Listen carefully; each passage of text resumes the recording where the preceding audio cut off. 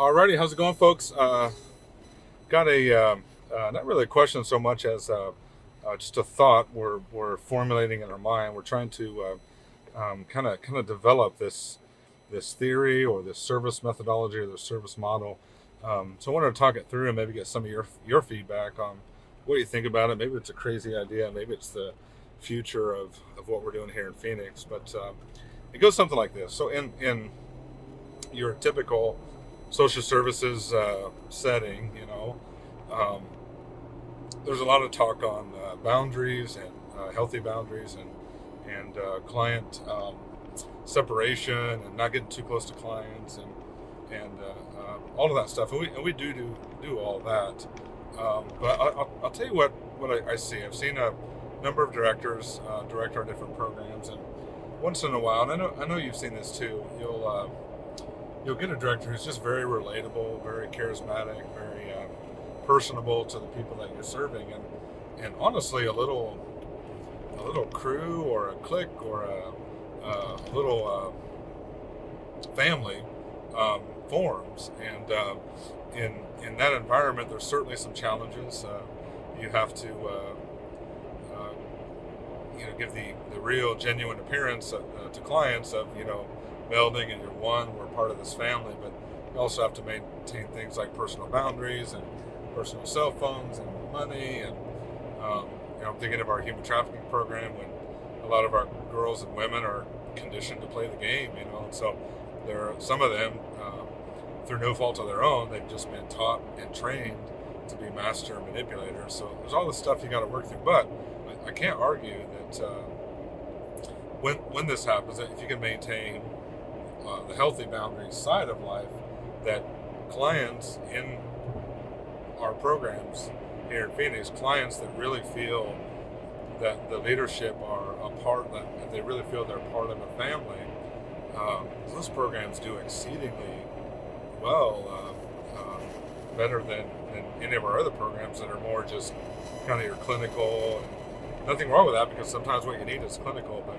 I think what we're struggling with is okay. So from a teachability standpoint, from a testability standpoint, from testing results and putting policies in place that help with those ancillary issues that are kind of challenging. Like aside from all that, like I don't know, like what do we call that? I mean, we've been just toying with it's a family-centric model, or it's a nuclear model, like a nucleus, like a family. I don't know. We're toying with these ideas. I think what we know is that the programs we have that are very sterile, very clinical, have typical success rates and typical outcomes, typical according to other agencies. But ones that have this, little things like, for example, one of our directors, it's a smaller program, like 40 people in the program.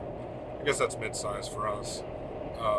Like one of her requirements is you have to friend me on Facebook, and she uses it as an accountability tool and a follow-up tool, and she'll just randomly throw out working or their day off, she'll randomly do Facebook Live, so she can kind of peep and see what's going on around them. But it's created this sort of thing where the girls feel like sometimes we're their first ever positive friend on Facebook, and so it just creates this. And in another sense, what one of my directors done is she's done just the most amazing job you'd ever see of really being raw and genuine and like street. I don't know how to say it, but just being street with some of our girls.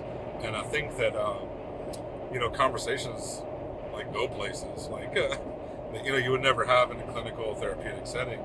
And so again, I think the clients in those programs, well, what we see is they respond much better to their treatment plans. They're much less likely to run.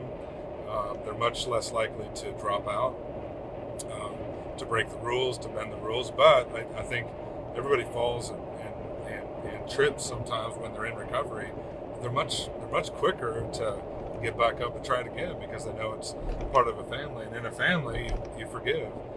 Now, also in a family, you can take it too far, and there has to be lines get crossed, and so there's that whole thing. But I think early on, my concerns were okay. So when the program is smaller, like 10 or 12 people, that's when this new director came on. Okay, that's easy. Like anybody can do that. But I think in my head, I thought, but once it gets to 100, like how are you going to personally relate to the 100 the same way that you relate to the 10? And so I think that to some degree it's not scalable if it all depends on that one person, that one director. But if you create a culture where the entire leadership team is all that personal, they're all that friendly toward folks, and they're all that welcoming as a family, as a sorority type thing. That's kind of, we've had them use that word before. This is a sorority up here. It's joking around. The girls feel a part of something. So I guess that's the blend. Is how can we create a model where the girls or the men of our program really feel like they're part of a sorority or part of something special that's happening, more so than just, hey, I'm at this place, I don't want to be here. Once I get my get right, I'm getting out. It creates a different environment. So we've been toying around with that.